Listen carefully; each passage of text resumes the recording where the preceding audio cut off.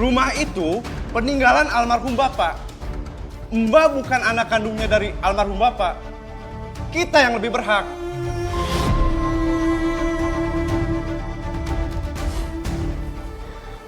Waktu Bapak sakit sampai meninggal, kalian di mana? Hah? Aku yang ngurusin Bapak sendirian. Aku yang nemenin Bapak sampai akhir hayatnya. Sementara kalian datang cuma buat ngerebut warisan. Hah, gak tahu malu. Keluar dari rumah aku sekarang, Mbak. Keluar! Mungkin sekarang aku nggak dapat permintaan maaf dari kamu. Tapi tekad aku udah bulat. Aku akan bikin kalian berhenti melakukan kejahatan.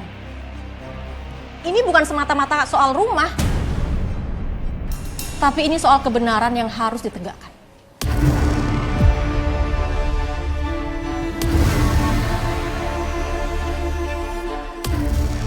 Tapi saya salut sama kamu Mbak Riri. Kamu berani melabrak langsung ada yang ke kamu seperti itu. Iya Mbak, karena di sini kesabaran saya udah hilang Mbak. Selama ini saya udah diam Mbak, karena saya nggak mau memperkeruh keadaan. Bukan berarti saya takut, tapi sekarang saya nggak mau makin diinjek-injek Mbak. Saya nggak mau mereka seenaknya sama saya Mbak. Makanya saya labrak mereka Mbak. Iya Mbak, saya paham Mbak. Dan setelah kamu melabrak mereka, terornya berhenti kan Mbak kepada kamu? Iya sih, teror berhenti Mbak. Tapi apa? Ada apa Mbak? Tapi mereka malah pindah ke rumah saya Mbak.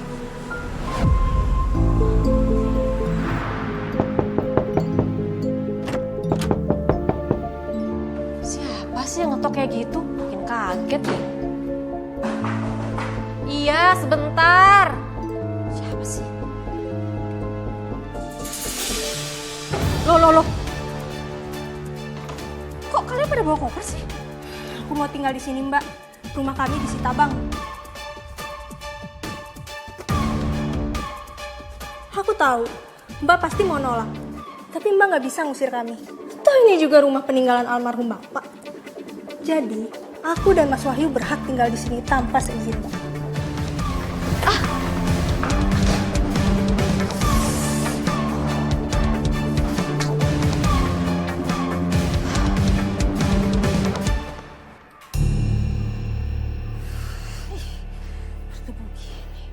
Mbak! Mbak! Iya. Mbak! Kenapa sih Tika? Kamu pakai teriak-teriak segala? Mbak kalau nggak diteriakin tuh nggak akan denger. Ini lihat, kamar Bapak berdebu semua. Beresin dong. Mana ini bantal guling selimutnya? Mbak, kok diem aja sih? Cepet dong beresin. Aku tuh mau istirahat sama Mas Wahyu. Capek tahu.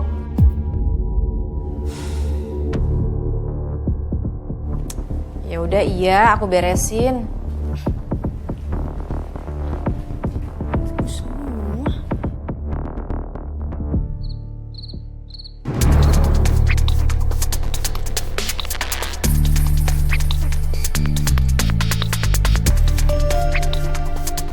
Bersih juga ngepelnya, Mbak.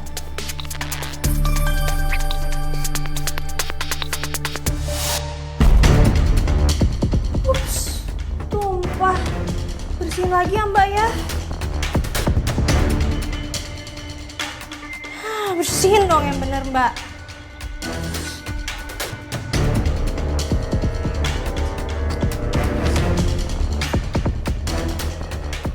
Itu, Mbak, masih kotor tuh. Lama banget sih.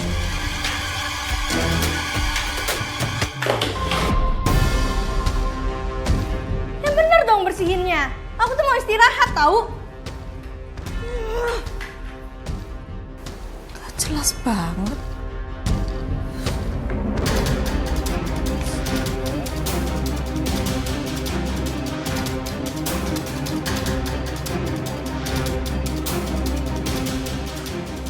Udah bersih kan?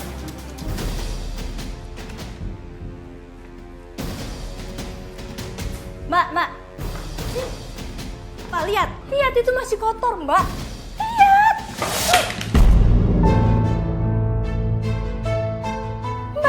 ngepel nggak sih? Kamu ngerjain aku ya? Apa lagi mbak? Kamu kan yang ngotorin. Kamu yang bersihin. Loh, kok jadi aku sih mbak? Sikap Tika udah keterlaluan, Mbak. Bahkan dia sudah menganggap saya seperti pembantunya, Mbak. Mbak Riri, tapi kamu terima saja diperlakukan seperti itu. Kamu ngalah saja sama Tika. Tidak, Mbak. Bukan cuma itu aja. Ada kelakuan Tika yang bikin saya benar-benar marah, Mbak. Apalagi yang dilakukan pada kamu.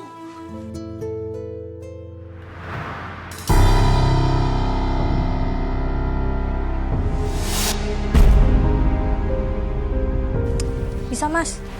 Bisa. Tika? Kok kalian dagang ikan di depan warung makan aku sih? Ini kan tanahnya bapak mbak. Wajar dong jualan di sini.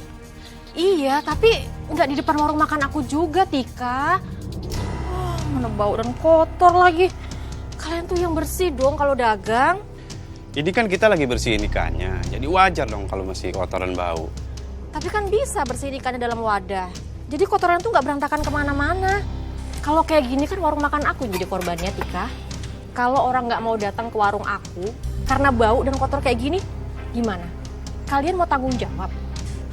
Mbak santai aja sih. Warung nasi mbak kan masih belum buka.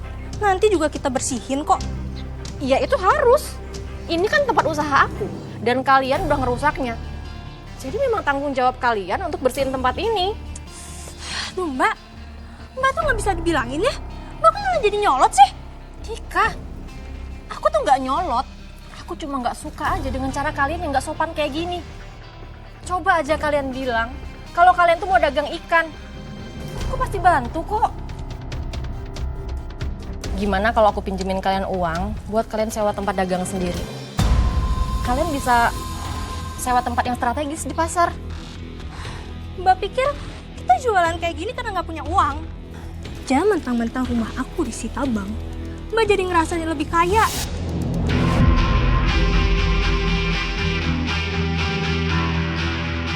Udahlah mbak tuh nggak usah sok baik. Bilang aja mbak mau ngusir kita kan? Aku tuh nggak ada maksud kayak gitu. Aku tuh pengen nolongin kalian loh. Kenapa sih kamu tuh curiga banget sama aku? Mbak mau minjemin uang buat ngatur aku kan? Bapak juga ngasih warisan ini karena mbak kan dekat sama bapak. Aku nggak pernah ya ngatur-ngatur kayak gitu. Aku tahu mbak banyak uang, tapi mbak nggak bisa beli harga diri aku pakai uang mbak. Tika, kamu jangan dorong aku ya. Walaupun aku ini kakak angkat kamu, aku tetap kakak kamu. Aku lebih tua daripada kamu. Jangan nggak sopan kamu.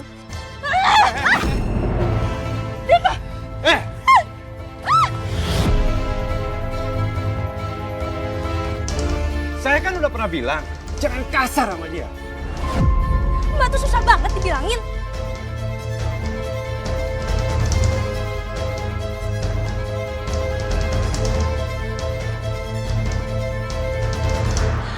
Astaga Mbak Riri, jadi kamu didorong sama adik angkat dan adik ipar kamu. Iya, Mbak. Kok mereka bisa setega itu sih Mbak? Padahal kamu udah segitu baiknya sama mereka. Ya karena mereka ingin menyingkirkan saya, Mbak. Mereka ingin menguasai rumah warisannya Bapak, Mbak. Makanya mereka senekat itu, Mbak. Lalu apa yang Mbak Riri lakukan setelah itu? Apa kamu tetap membuka warung makan Mbak? Iya, Mbak. Saya tetap membuka warung makan itu. Karena cuma itu, Mbak, satu-satunya mata pencarian saya saat ini, Mbak.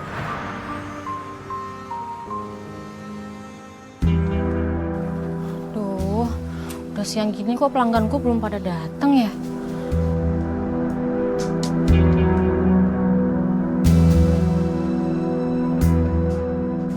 Kok warung Mbak Riri jadi jorok gini ya?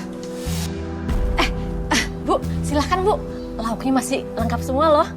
Nggak jadi deh mbak, warungnya jorok, bau amis lagi. Nanti saya takut mual ah. Makasih ya. Ya Allah, kuatkan hambamu ini. Rasain loh mbak. Kabur semua kan pelanggannya? Iyalah, mana ada orang yang mau makan di tempat kotor dan bau kayak gitu. Mas, besok kita kerjain dia lagi ya. Aku pengen lihat Mbak sedih terus. Tentu dong sayang. Aku juga suka lihat dia menderita.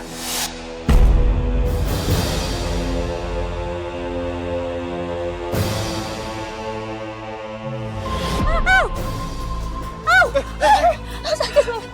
Tangan aku kepatil, Mas. Sakit banget. Ya udah kita masuk dulu, biar aku obatin. Ya udah, Mas.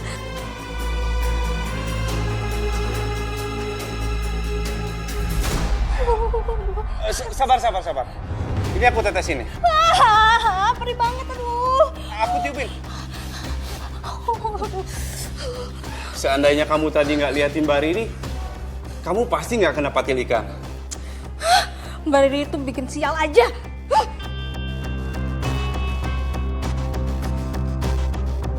Mas, gimana kalau Mbak Riri kita hilangkan aja?